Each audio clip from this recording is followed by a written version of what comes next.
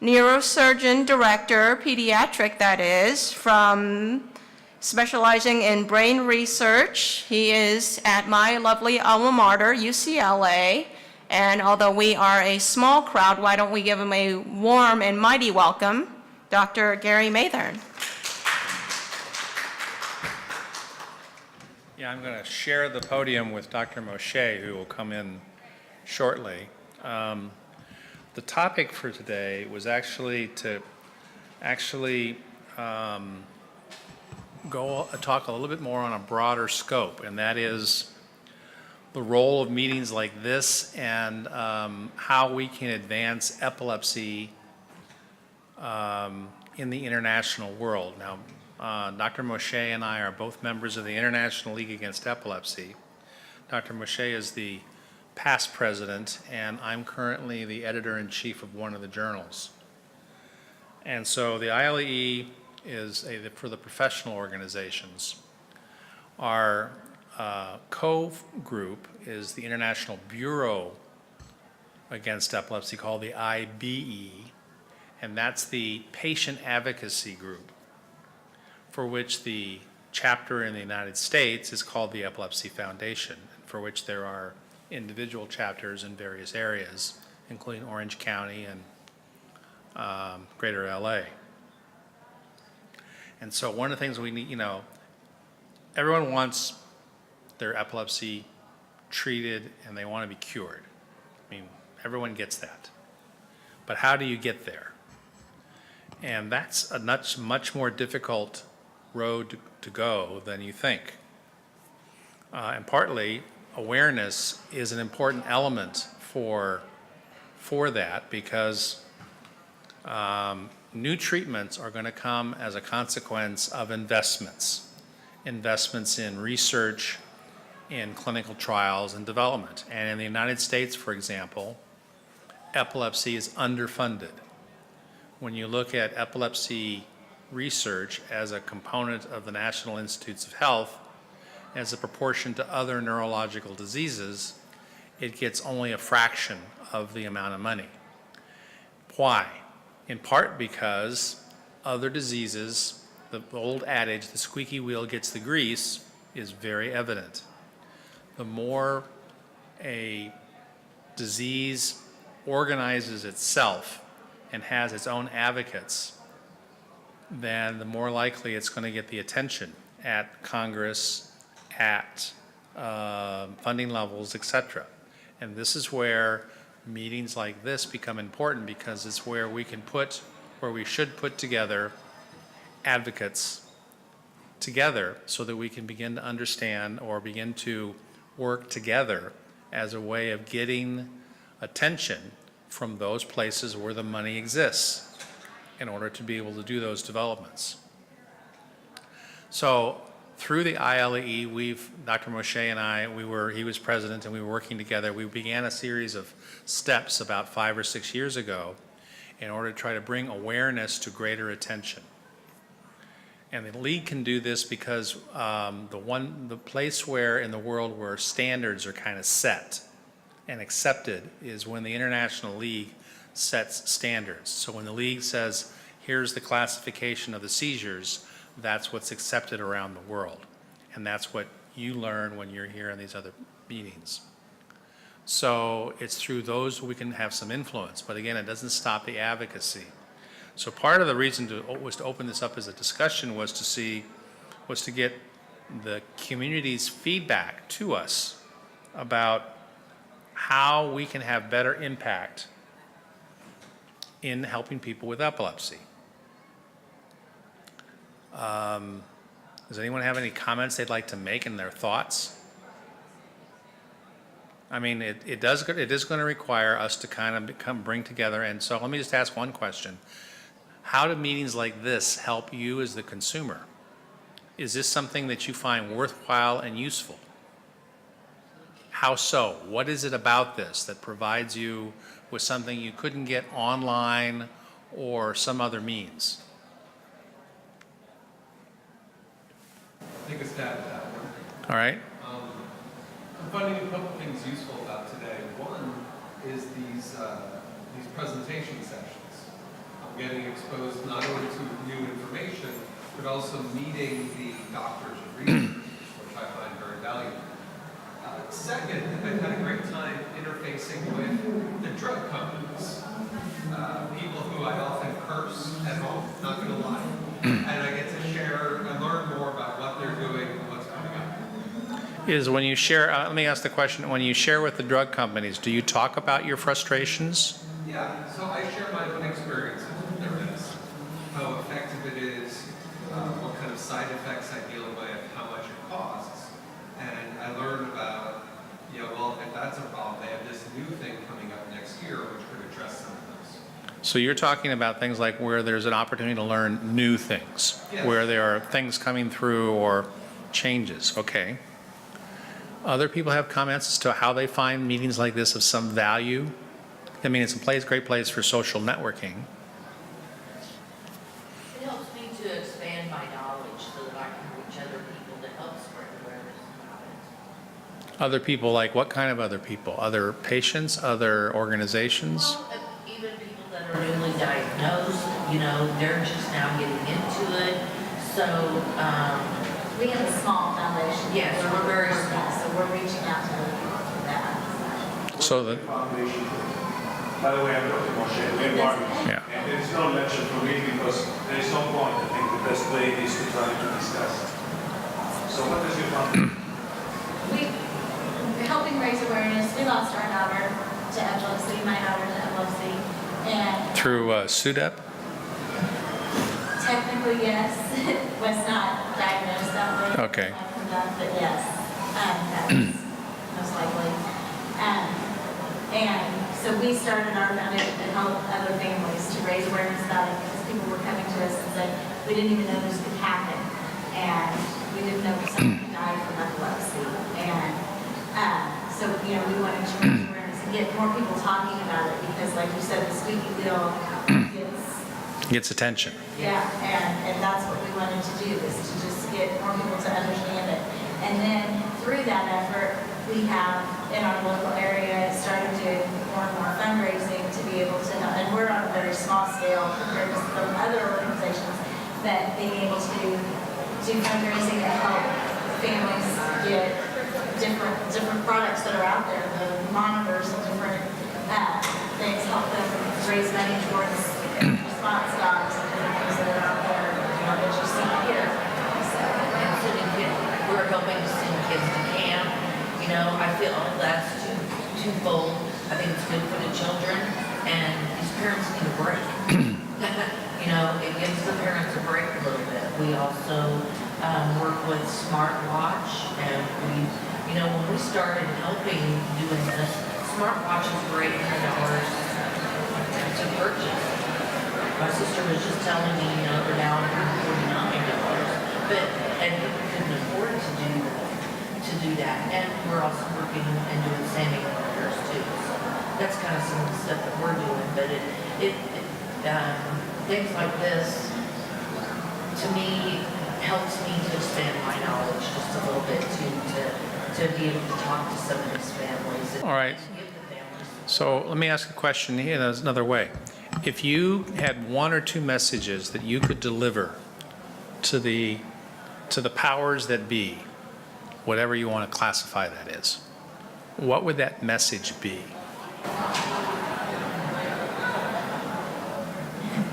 We need more funding for research, and I think that we need to start some clinical trials. and I would say the education side of it and just helping people be aware of it. And like you said, the squeaky wheel gets the attention. People see pink and they know exactly, when you see a pink ribbon, you know exactly what that stands for and why it's there. And there are so many people affected by epilepsy and it's still not talked about, and keep it quiet and don't, it's uncomfortable. And so just to get that open discussion of being more comfortable with it, with the general public, and how to respond to it when you see it. So who should an audience for a meeting like this be? You have your nonprofits, we have people with epilepsy here, but how do you get this message to the quote lay public? They don't want to hear about this. I mean, you know, in their mind, and a lot of the message is epilepsy, oh, it's, you put them on drugs, they're treated, and everything's just fine. So how do you, yeah, but we know that. How do you break Monica? Monica Jones is one of my parents, who is also head of a nonprofit, has tuned in to how to be involved with people with myasthenia. Monica, what do you think? Well, I think social media has changed quite a bit. I think 10 years ago, our son's condition and friends recommended was just irrelevant. But now, everyone is connected on social media. We know before you guys do who's been diagnosed with hemimegalencephaly, in what state, where they're going for surgery, why they should or shouldn't go there. Right now, what we're doing is an Epilepsy Awareness Month campaign. What is drug resistance? You should take your kid into a surgeon to have a procedure done. So prior to the time that my son was born, I also thought we just give him a pill and it stopped the seizure. Everyone knows someone in high school who had a seizure at some point. I did not know that seizures could be so bad that you had remove half your childhood. So I think social media now is changing things in terms of awareness. So does the education to the public through social media? Yeah. There's another way of looking at it, and that is that it's not seizures are so bad. There is another treatment that helps. And the message is surgery is not a bad alternative. So how can we change the message? How can we change from you saying what you just said to a positive thing for people to hear? I understand what you want to do, and I know how all feelings about surgery. But the message is that surgery can help, and surgery is one of the many modalities. So how can we make it that it doesn't bring the negativity? Well, I think that's exactly what we're trying to do. So what we tell parents is that childhood epilepsy surgery is not a last resort. The ILA has said that for a very long time. But let me try to get this out. I've heard you, and this is a small group, and I'm very interested in trying to figure out how people bring in their ideas. You said seizures were so bad you needed surgery. That's not the message. Seizures needed surgery, but so bad, it's not the good message. You understand what I'm trying to say? So how are we going to try? And this is the forum that will allow us to bring these things up through your help in making the message. Seizures do not respond to medication, but they respond to surgery. The emphasis is forget about it. So parent-patient stories, we do conferences every year where families get to meet another family whose child has had a major receptive procedure. So there's an assumption that the child's going to have active brain removed and maybe XYZ and brain blocks. And you see most of these children have a fantastic outcome, sharing those stories on social media. But at the same time, what we do also see is in the neurological and neurosurgical communities what I would call an overstatement of outcomes. So we still, an overstatement of outcomes. So we still get neurosurgeons and neurologists saying things like, well, the good side takes over all the functions of the removed hemisphere. And you have, because of the wonders of neuroplasticity, the truth of the matter is that it does not have that capacity. So if you're going to counsel a parent, you need to say, you're at a crossroads. If you continue with drug-resistant seizures, you're going to plummet into catastrophic intellectual and motor deficits, and that's what we tell them. Or you can attempt this procedure, and the likelihood of you having a fairly good functional outcome is high, but you also need to understand that all of the other things can happen, and that's why our organization is really there. So I recognize it's a fine balance. But I do think social media is changing that also. So what, and the social media would be Facebook. Facebook primarily, you think is the best way to, Absolutely. there are over 1 billion people on Facebook. So I think you know, I messaged Yeah. you, I met a family in Nigeria via Facebook while I was messaging another family in Nepal. And we were all trying to find those surgeons at the same time, emailing you. But for the purpose of patient education, is Facebook the right place for education, or is it the place to find them? I think that you would be surprised at how much patients are finding out on Facebook because they're joining these groups and saying, my kid was just diagnosed and I'm freaking out. So I like to call us translational advocates, but I think you call us alpha moms. So then we come in and say, here's the facility you should go to. Reminder that this is drug resistance. These are the papers you need to read. No Keppra and phenobarbital are not frontline meds for infantile spasms. Your neurologist doesn't know what they're talking about. You need to go to a facility where they're going to start talking about like Mother and that kind of thing. So that's, I think you would really be surprised at the amount of information, right or wrong, that parents are finding out on Facebook.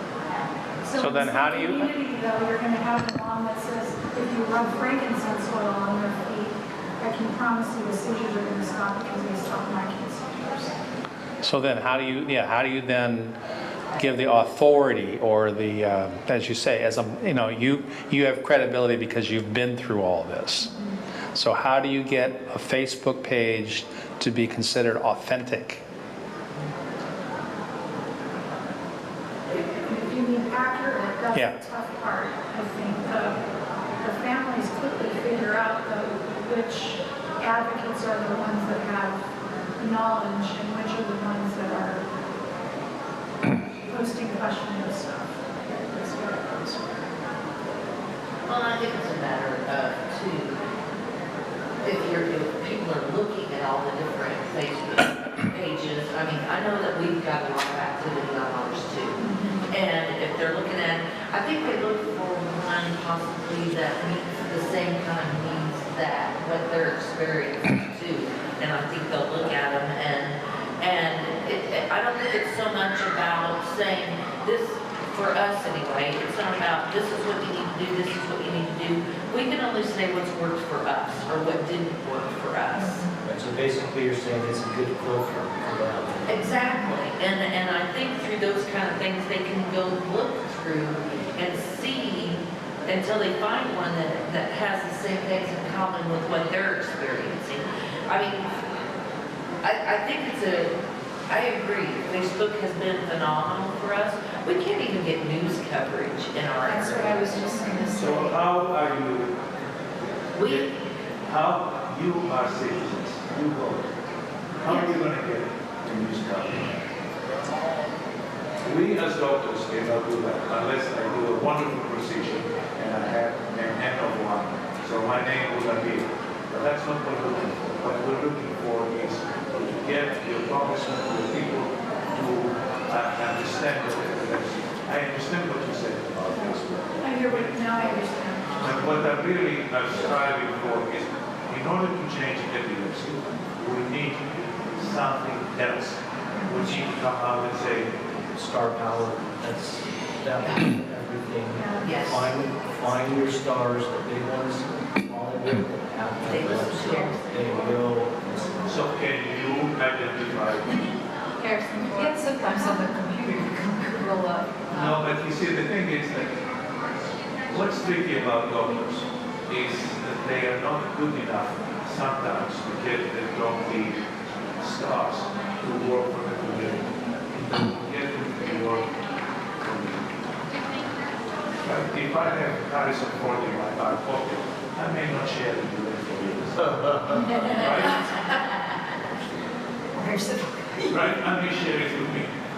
That's not what I'm talking about. I want Harrison Ford to come forever. Maybe because I don't have Harrison Ford, but I don't see having Harrison Ford for me that's going to make a difference for my kids in the Bronx. It's going to make a difference if Harrison Ford or an athlete comes up and says, I have epilepsy and I need more money like we hear about one other after another. We do not have the people. Public service announcements on TV would be. Nah, public service announcement, you turn them off. We don't. We tried public service Really? announcements in India. It worked for a little while, and then because you're trying to bring in information about infantile spasms. They don't care about infantile spasms. What they want to hear is my brother had epilepsy and died or whatever, and I want to do something about it. But in order to be able to do that, we need help. If we get all the foundations to work together and say, we're going to change something, it may make a difference. But to have the Infantile Spasms Foundation, my left finger foundation, my right finger foundation, We're too fragmented. Right. You know. I mean, it doesn't make any difference to me. But what I want is like a year to 500 years.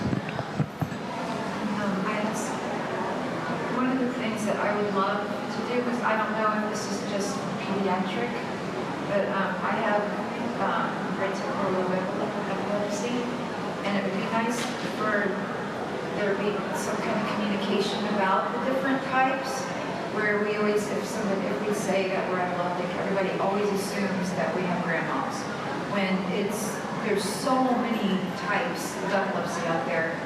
And just like they were saying, I was going to bring up is that the public needs to be, be knowledgeable. Can I have my of slides that. for a minute? The slides. Can you put the slides up? I don't have control over it. I just want to clarify you. I know we have a few minutes. It's apropos.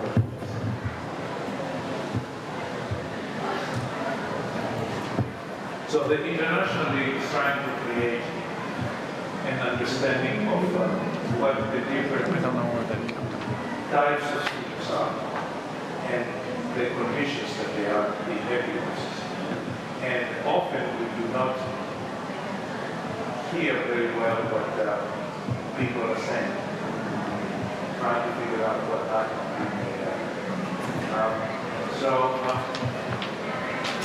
what we're trying to say now is that in order to classify the seizures, you can either have focal seizures or seizures that they start on both sides of the brain, we call them generalized, or seizures that we do not know where they come from because they happen at night, nobody observed, nobody can tell us, so we don't know yet where they're coming from. So if I tell you that I have focal epilepsy, focal seizures, does this help you? If I give you the name focal epilepsy, does this help you? I don't know, they may not know what the meaning is for focal. Focal means that comes from one part of the brain. Yeah, but would the public understand that? And that's what I'm asking you. If I tell you that you have focal epilepsy that starts from one part of your brain and a regular part of your brain, I don't think it would help. what you would have? What is it that you want to hear? What I want to hear is the actual types, like I have catamenial and they happen at night and nocturnal, but people don't know that it's like, wow, that's, that. So this is slightly different because that is the frequency of what happens to the seizures. And some people tend to have more seizures. I don't know if the file ever got transferred on here. It's okay. It's not. It's okay. Some people have more seizures at night, and some people may have seizures associated with demences, and some people may have been associated with some kind of intercurrent illness that we do not know at one point. That's something that your doctor will try to explain. But what we're trying to say is that identifying what we're trying to get from the point of view of the league is to say that the seizures may start from one part of the brain, or they are starting from many parts, or they can be both at the same time. And then think about the cause of the seizure. And we like the doctors to tell us, and tell the doctors that it can be a genetic component, it can be infectious, and autoimmune, some kind of structural abnormality in the brain, or some metabolic disease. And that's how we try to go. Is that helpful for you now? Would that be helpful? At least to start. Now, the thing about seizures is that you have seizures that they occur once a year, seizures that occur every 10 years, and seizures that occur every day, or other significant patterns. We cannot necessarily know that. It depends on the particular person. And it depends also how much time do I have as a doctor